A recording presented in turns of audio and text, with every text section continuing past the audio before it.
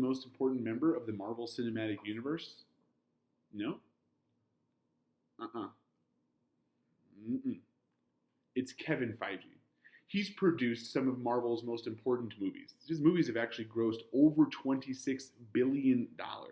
So he's the brains behind the operations. See, Kevin and a team got together in the early 2000s to devise a strategy for how they were going to take the Marvel characters that they had owned and created in comic books and make some money off of them in movies. Now, traditionally what happens is a company like Marvel that might own a character, they could license out these characters to existing movie-making companies, and then they'll make those movies and they'll get a small fee for letting the other movie companies use these characters. And this is what had been done to some success and some failure.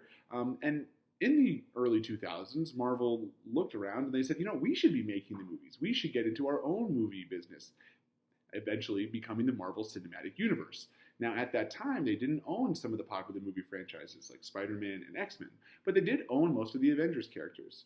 So Kevin and his team, they devised this strategy. They said, let's roll out individual characters in origin movies, and then we'll bring them together for a big event, the first Avengers movie. And that's exactly what they did, starting with 2008's Iron Man.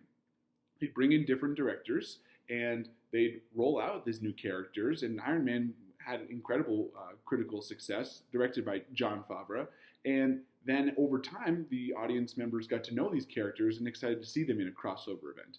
We're now into the fourth phase of the Marvel Cinematic Universe. We've had many different crossover movies. We're retiring some characters like Robert Downey Jr.'s Iron Man because they've done such a long run. But what we're noticing is that these are still the movies that audience members are going out to see. And that's actually what brings us to an interesting question.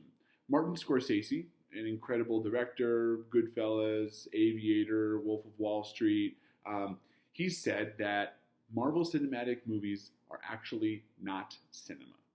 They don't have the same revelation, the same characters, that they're just meant to be enjoyed, that they're more like a theme park, not really art. I guess one person could say, okay, who cares? But I guess another person could say, aren't they cinema? If people are going to the cinema to see them, doesn't that inherently make them cinema? He brings up a good question. That's my question to you.